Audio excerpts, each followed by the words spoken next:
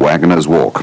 On Monday morning, Peter Tyson got up, thinking he had his day neatly mapped out.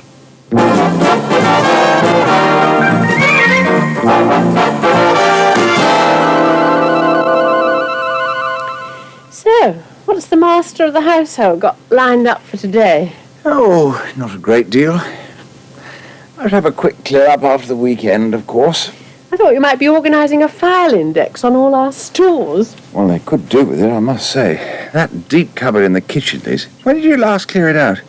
There are tins at the back of that which look as if they've been there years. Well, they probably have. Well, I'll have a go at it sometime. I'm not going to go mad today. Oh, aren't you? No, that's the secret of housekeeping, really, to have enough self-discipline to be able to leave things undone and not feel guilty. I see. So when I get the children off, I shall sit down for a bit with a book, knowing there'll be no interruptions. The house is lovely and quiet when one's alone in it. Is it? I wouldn't know. Then again, it's a nice day. I might take myself off for a little stroll down by the canal. Yes, I could look in at old Tully again. Well, it's all right for some. But I think one of us ought to get downstairs to supervise the children's breakfast. Oh, darling, they don't need supervising. Not now I've started laying up breakfast the night before. Well, perhaps in the interests of efficiency, we should get them to eat it the night before, too. Anyway, I better go and see what the matter is. I'll leave you to your leisurely lying. All right, I'm coming, you lot. Dear, dear, dear. Oh, we should let them sort things out for themselves. Uh-oh. Who's this? Hello? Peter? Oh, Father, hello. Is something wrong? Yes, Peter, I'm not at all well. Oh, well, you certainly sound a bit hoarse. Your cold's worse, is it? Well, of course it's worse. I wouldn't be ringing you if it wasn't. Well, have you called the doctor? There's no point in calling the doctor these days, Peter. The doctor doesn't come until you're on your last legs. Well, is there anything I can do? Yes, there is. My chest's very tight and sore. I'm running a temperature. I don't want to go out, Peter. No, of course not. You mustn't. You must stay in bed, Father. I should have stayed in bed yesterday, instead of going out in all that damp to escort Jeremy home. You didn't have to bring Jeremy home. Of course I did. I couldn't let the boy walk home in the dark on his own. It was foggy. He'd have been perfectly all right. But anyway, you mustn't go out today. No, quite. And there are one or two things I need. Well, you tell me what they are, and I'll get them for you. Oh, couldn't you come round, Peter? My voice is getting awfully hoarse talking into this telephone. All right. You have a list ready, and I'll be round about 10.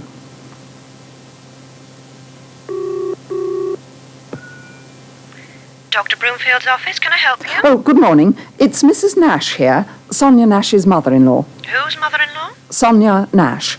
She's a patient of Dr. Broomfield's. Oh, yes, I know. I was wondering if my husband and I could come and see Dr. Broomfield. Has she spoken to him about it? Sonia? Yes. Well, no. Because Dr. Broomfield doesn't normally see relatives without the patient's consent. Oh. If you could have a word with her and ask her to mention it to Dr. Broomfield... Well, no, I can't do that. Well, I'm afraid... Look, I'm sorry, but it's very important. We're very worried about her. And she is living in our house at the moment. Could I perhaps talk to Dr. Broomfield himself? Explain the situation? Just a minute, I'll have a word with him. Hold the line, please. Oh, hello, Sonia. Hello. I haven't seen you for a couple of days. I wanted to apologise for shouting at you like that. And to thank you for moving so promptly out of Mike's study. Didn't leave me much choice, did you? But Joanna's is a brighter room anyway, I always think. Hello, Mrs. Nash? Yes? Dr. Broomfield says he can see you for a few minutes before 1 o'clock today. Oh, well, I'm not sure that my husband... Oh, never mind. I'll come on my own. All right, we'll see you then. You know the address, don't you? Yes, thank you very much. Goodbye. Goodbye. And what are you off to do today, Sonia? You're looking very pretty. That was my shrink you were phoning, wasn't it? Really, Sonia, I don't think it's any of your business who I phone. You won't get anywhere with him. I don't want to get anywhere. I just want to talk about the situation. Old Handsome downstairs yet?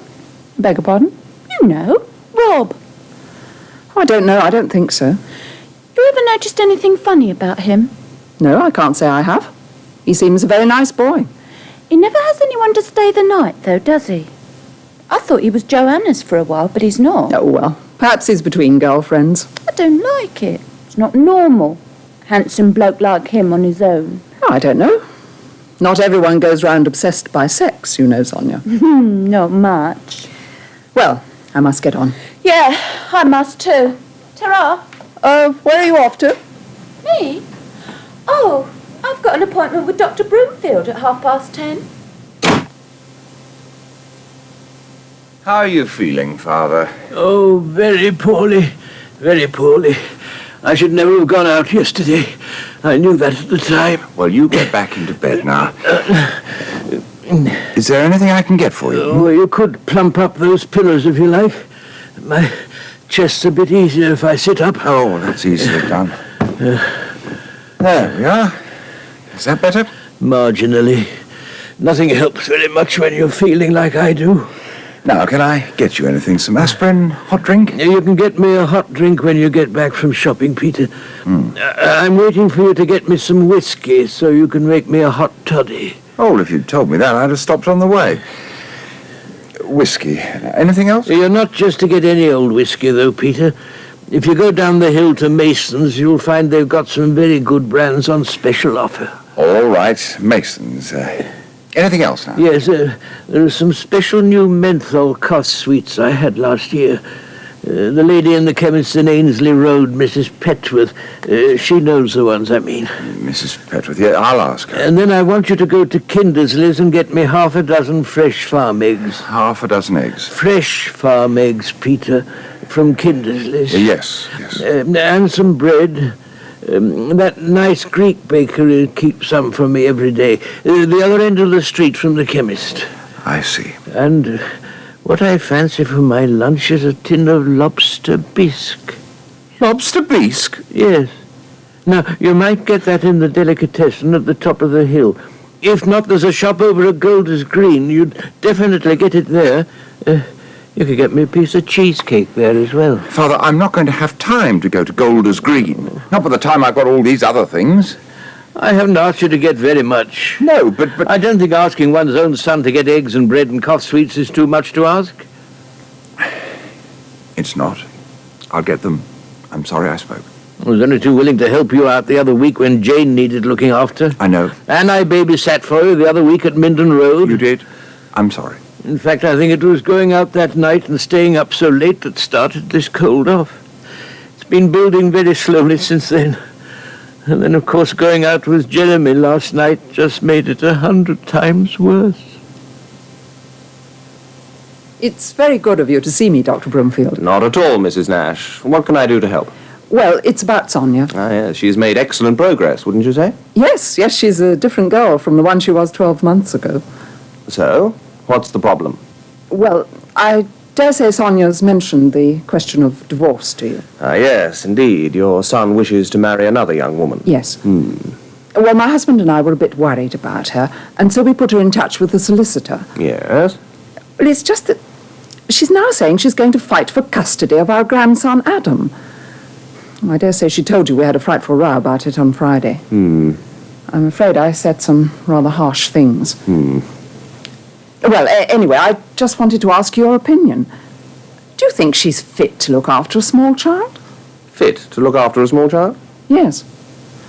Mrs. Nash, we are talking about a young woman who has made great progress, great strides in her recovery. Oh, I know, but still... It may be that the next step in her recovery might be to resume her maternal role. But the child doesn't know her, Dr. Broomfield. He's very attached to his father and to Kirsten, the girl Tony plans to marry. It would be a disaster if he was taken away from them and given back to Sonia. You think so? I'm certain of it. It's just a ploy on Sonia's part, a gimmick to try to force my son to come back to her. She said as much. She's no idea what the reality of looking after a child entails. Yes, but then again, she will only learn the reality by living it. Maybe she needs to look after him. Maybe, but I don't really see why Adam should be sacrificed to her needs. You see, Mrs. Nash, I have to look at it from the point of view of my patient. But you wanted my opinion, I'm giving it to you. I see no reason why Sonia should not continue to make progress, and no reason, therefore, why she should not go ahead and seek custody of her child. Doctor! I'm sorry if that's not what you want to hear, but there it is.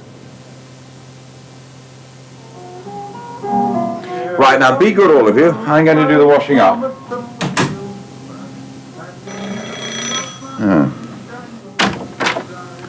Oh, Lynn. Hello, Peter. Well, this is a surprise. I didn't know you were coming. Come in. Thank you. Place is in rather a mess, I'm afraid.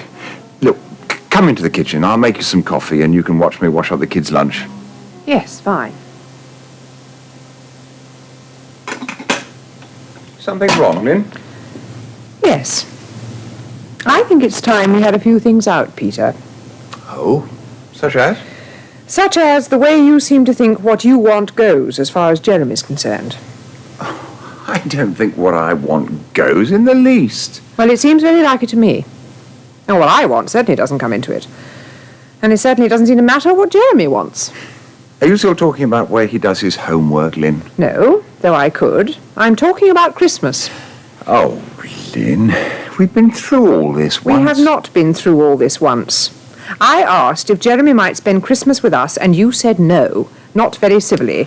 That's not going through it. Look, what's so important about Christmas all of a sudden? You don't usually make a fuss about it. If it's not important, why are you digging your heels in? Because we have a family Christmas. What do you think we have?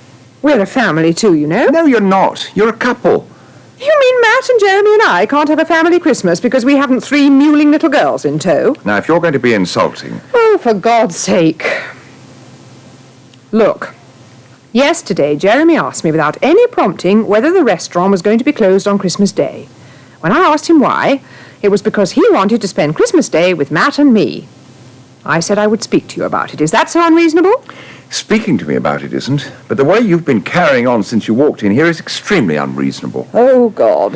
In any case, as the restaurant is going to be open, it seems to me it would be far more sensible if you were to leave Jeremy here on Christmas Day and see him some other time. I don't think it's your business what we do on Christmas Day, Peter. It is my business what my son does on Christmas Day. He's my son, too. You seem to forget that. Yes, but you asked for custody of Jeremy to be transferred from you to me nearly 4 years ago, officially. I couldn't cope then. It's different now. And anyway, we agreed that I should have access to Jeremy. Now it seems I can't. Oh, Lynn, of course you can. If you'd just be a bit more flexible. If I'd just be a bit more flexible. Look, Peter, it's like this.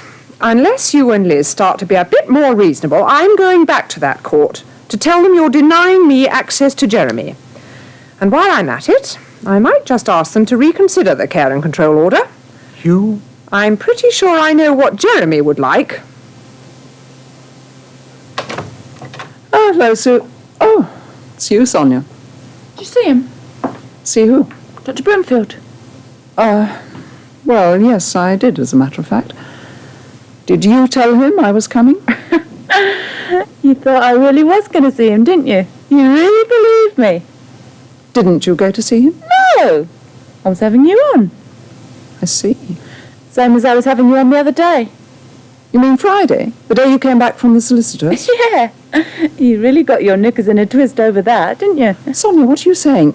Are you saying you're not going to ask the court to let Adam live with you? Oh, I never said that. But I'm not going to have him here. I see. Boring. I want to go somewhere with a bit of life. Won't Adam rather cramp your style? Oh, no. They're very adaptable children. Oh, who told you that? Carla. She works at the club. Oh. She's got a kid, Carla has. And her old man pushed off with the au pair and all. They're all the same. Filthy pigs. Really? He's 14 now, her kid. But she brought him up all on her own. Oh. And if she can do it, I can. Because I'm not letting that Danish slag nick my baby off me as well as my husband. He's my baby. And I'm having him. And you can just tell them that.